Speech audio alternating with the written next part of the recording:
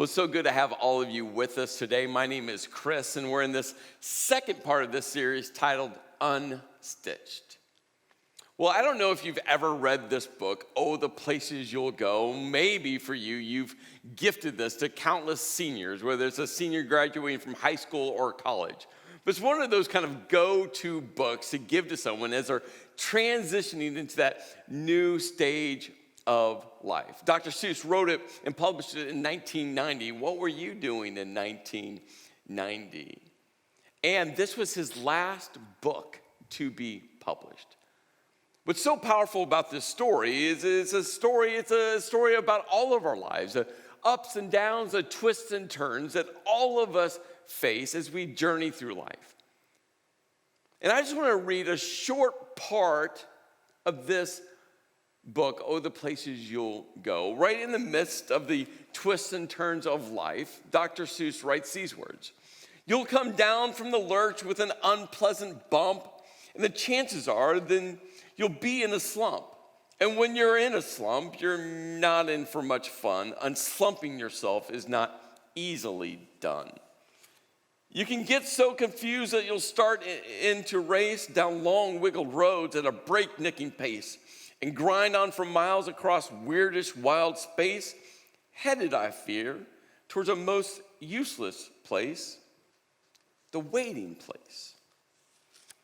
For people just waiting for a train to go, or a bus to come, or a plane to go, or the mail to come, or the rain to go, or the phone to ring, or the snow to snow, or waiting around for a yes or no, or waiting for their hair to grow. Everyone is just waiting. Or maybe all alone. Whether you like it or not, alone will be something you'll be quite a lot. And when you're alone, there's a very good chance you'll meet things that scare you right out of your pants. There are some down the road between hither and yon that can scare you so much you won't want to go on. But you will go.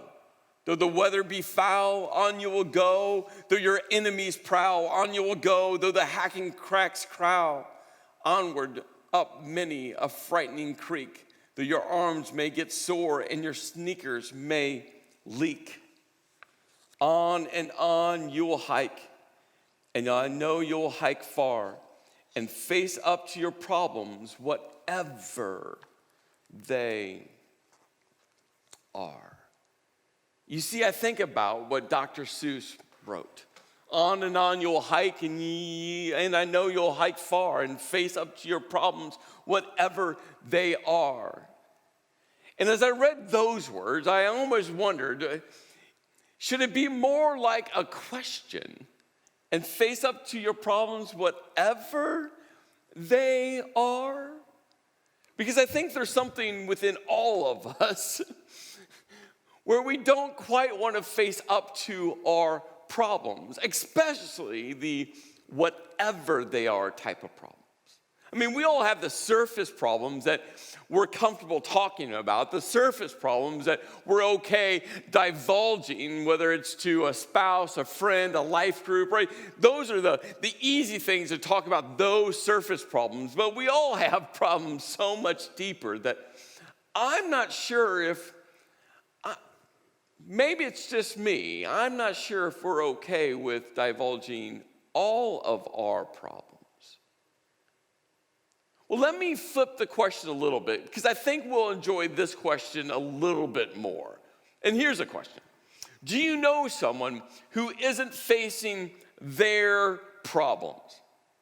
I'm talking about the deep problems, the problems you see, the problems you know. I mean, maybe you don't know the specifics, but like there's that discernment piece within you that you're just like, I know there's something deeper there. Do you know someone who's not facing all their problems?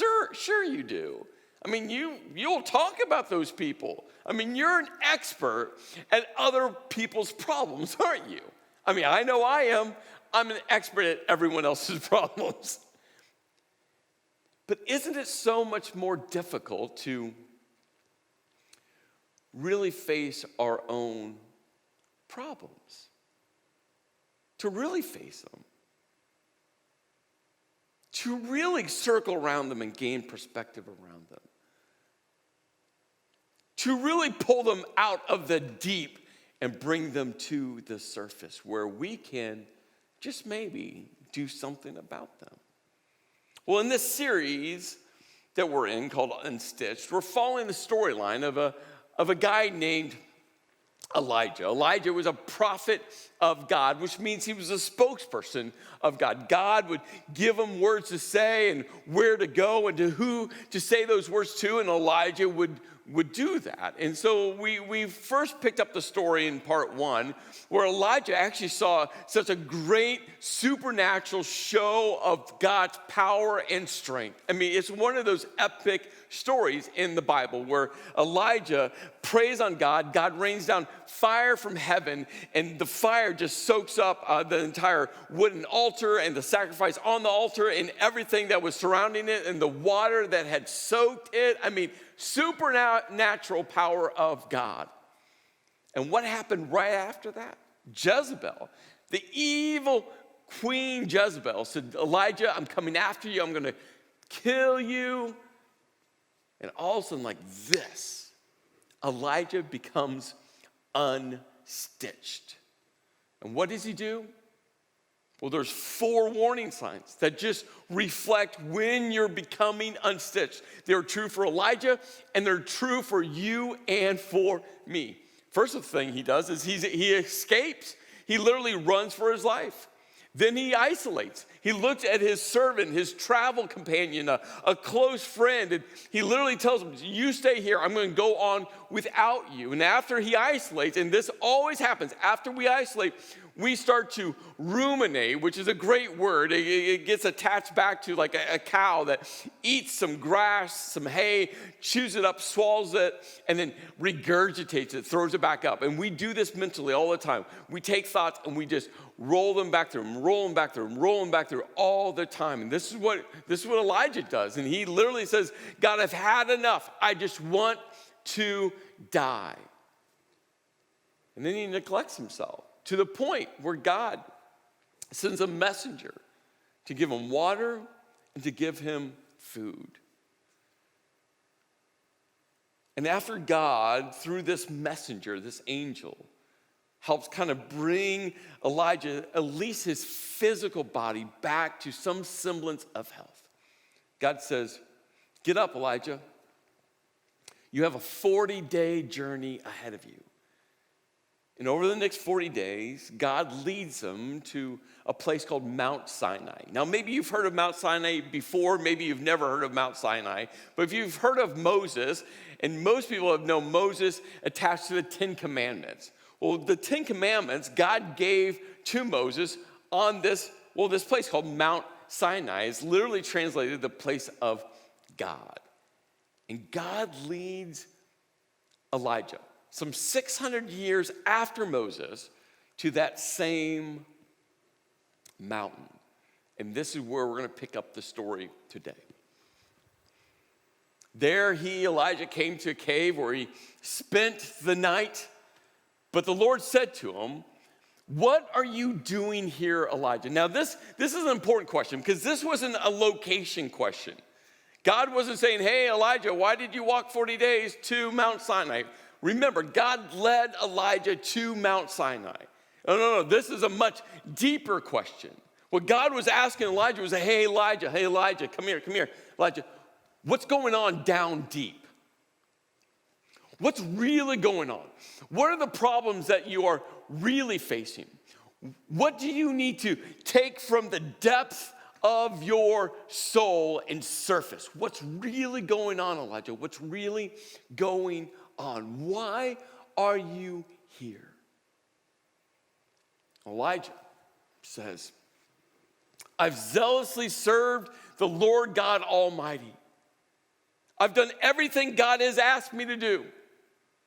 I've served him, I've been his spokesperson, I've followed him, I've shown up, I've battled evil kings and queens. I've done everything God has asked me to do. I've checked all the boxes. Is that you?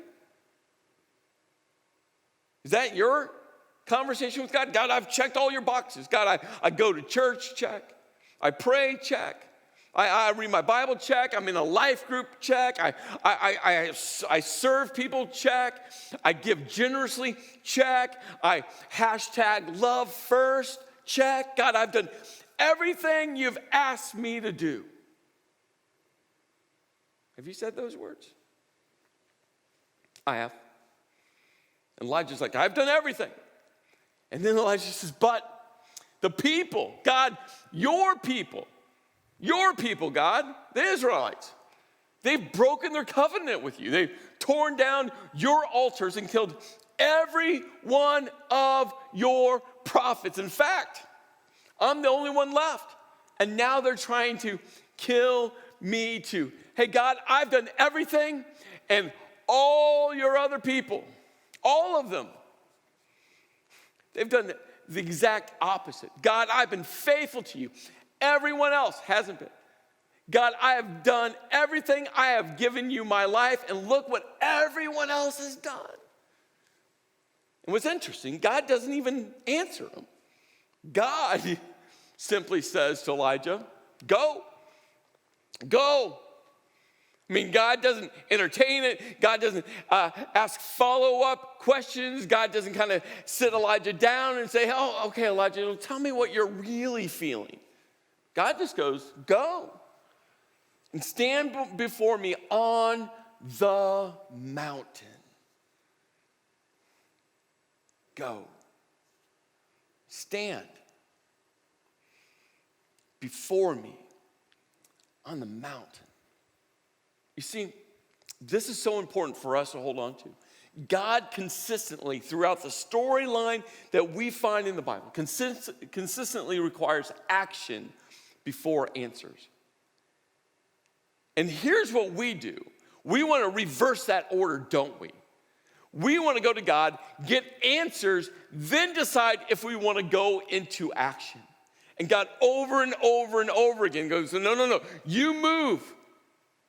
You go into forward movement. You take steps. And along the way, God's like, I'm going to reveal only what you need to know at that moment. It's why I love the story of Abraham. Well, in fact, his original name was Abram.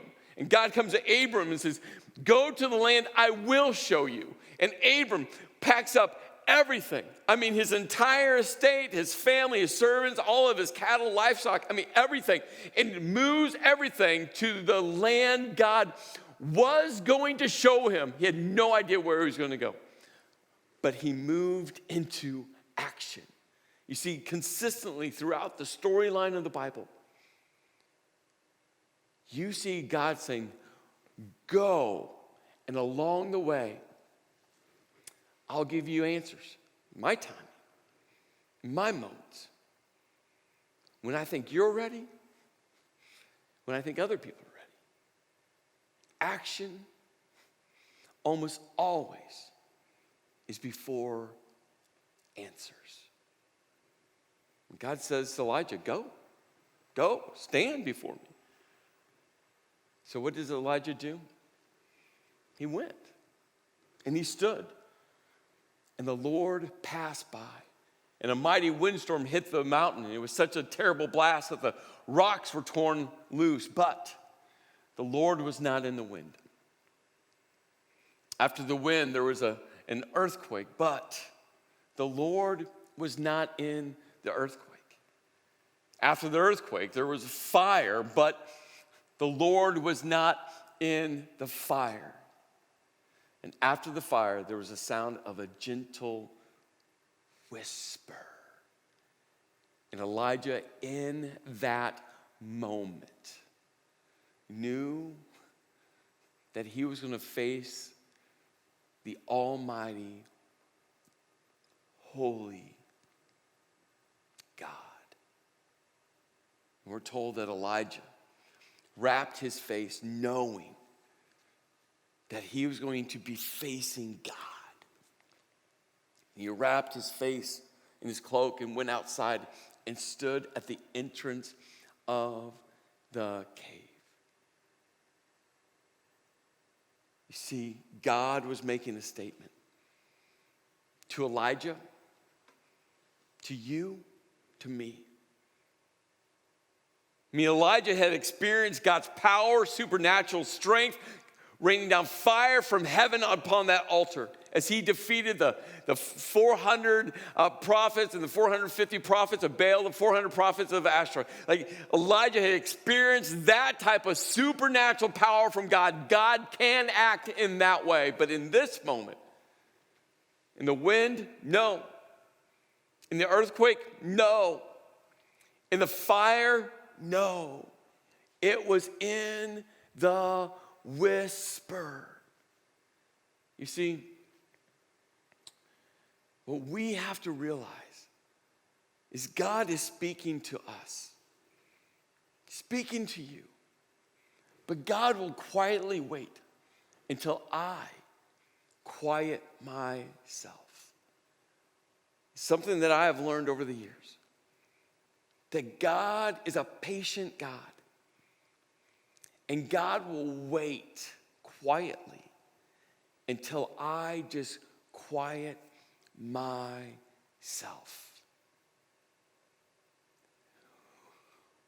When I lead myself to a place where I turn off the distractions, where I find a place where I can just sit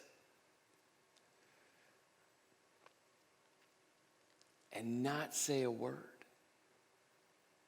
See, what I've discovered, God's just not going to try to talk over me. God's not going to try to shout louder than me. God's not going to try to compete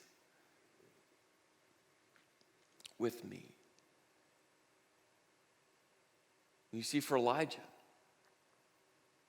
God was just going to wait until Elijah got to a place where he was able to quiet himself.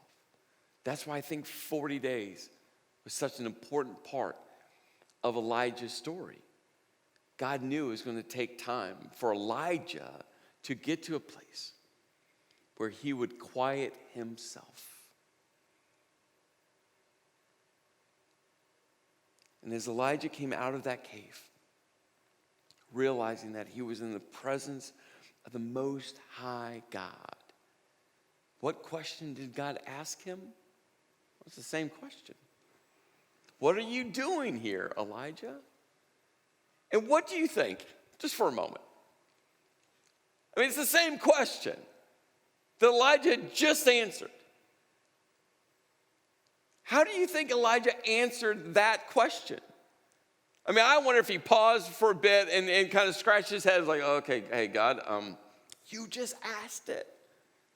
I wonder if Elijah thought to himself, oh, well, maybe I should answer it differently, or maybe I should come up with a different answer, or what is God really trying to ask me? But I think how Elijah responds just reflects just his emotional state, just where he was, just as an individual, the unprecedented moment of time that he found himself in. I mean, this is just real and raw. You know how Elijah responds?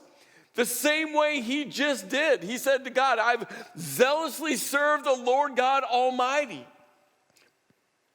But the people of Israel have broken their covenant with you, torn down your altars, killed every one of your prophets. I'm the only one left. And now they are trying to kill me too. I mean, Elijah just goes right back at God and says, hey, God, I just said it. I'm going to say it again. I've done everything you've asked me to do. I've given you my entire life. I have faithfully followed you. All your other people have it. And I'm the only one left. And God says, go. Again. Action almost always is before answers. And God says, go back, Elijah, back. The same way in which you came.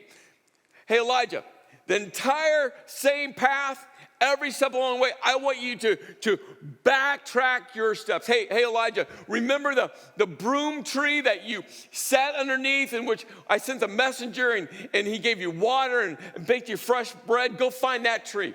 You know that broom tree that you sat underneath and said, I've had enough, I just want to die, I don't want to go on with life? That tree, I want you to go back past that same tree. Hey, Elijah, do you know that town where called Bathsheba that you left your servant, your friend, your travel companion when you said to him, hey, you stay here, I'm going to go on without you? I want you to go back to that town, and I want you to remember that moment where you isolated yourself. Hey, Elijah, I want you to backtrack every step. And this isn't in the text, but I think implied in this text, God is saying, hey, I want you to remember the journey you have been on. And the question I keep asking you, hey, Elijah, what's down deep? What's led you to this place? What problem, not the surface level problem that Jezebel is trying to kill you. No, that's surface. What is much deeper within you? Hey, Elijah, pay attention. Pay attention to what's going on within you. Pay attention. So what does Elijah do? He goes. And God gives him 3 very specific actions as he's backtracking his steps. The first one was on the kind of international political framework. God tells Elijah to go anoint HAZEL to be the next king of Syria. Syria was kind of the arch nemesis of Israel. And God's like, hey, I want you to go, you're going to anoint the new king of the enemy to Israel, new king of Syria. The second action God gives Elijah is to go anoint the new king of Israel, the northern kingdom, Jehu. Jehu was going to dethrone Ahab, the evil king Ahab. And then the third action God gives Elijah, he says, go find Elisha, and he's going to replace you as my prophet. And implied in that action, God's like, hey, Elijah, remember the numerous times where you said that you were the only remaining prophet? Hey, Elijah, you remember the number of times you told me, I'm the last one, I'm the only one. There's no other prophets except for me. I'm the last one alive. Hey, Elijah, all of that ruminating was false. All of that feeling, false. All of those conversations you had in your brain that you thought were fact, false. You see, that's why isolation and ruminating are so dangerous, because we create storylines that we believe is true. And it's in quiet that God goes, no. It's false. It's in God's gentle whisper that he peels back what we've convinced ourselves as fact. But it's false. But God's not done peeling back Elijah's ruminating all the facts Elijah had convinced himself was true. God goes on and goes, I will preserve 7,000 others in Israel. Yeah, Elijah, you thought there was no one else in all of Israel that was following me, that was worshiping me. Hey, Elijah, I even have the number. 7,000 others in Israel who have never bowed down to Baal or kissed him. Hey, Elijah, all of that ruminating, all of that isolating, I just want you to know, not true. Not true. Not true at all.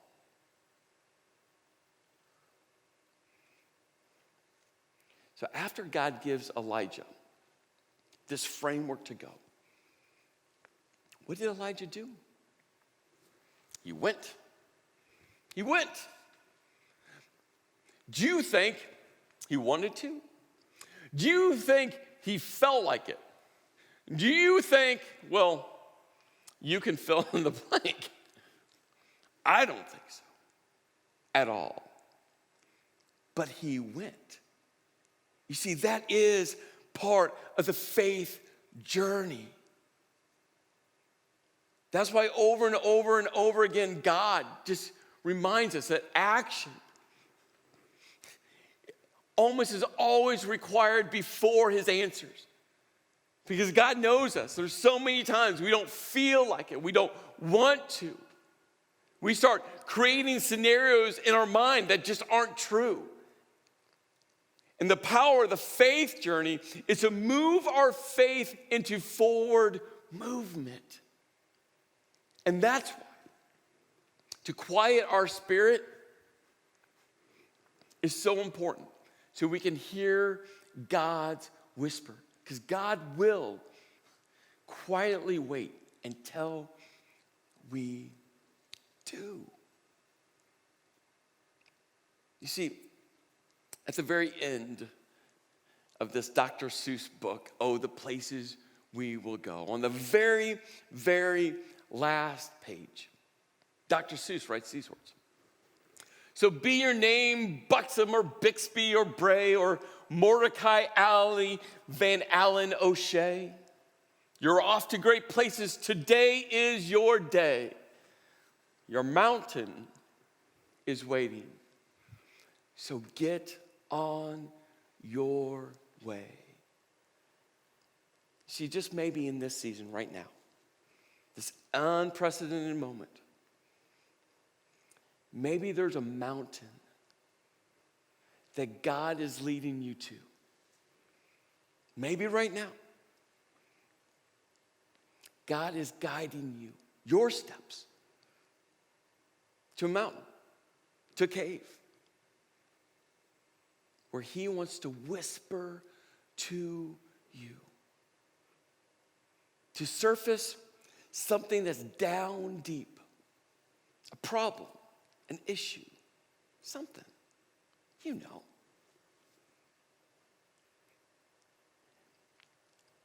But if you take that journey, if you go,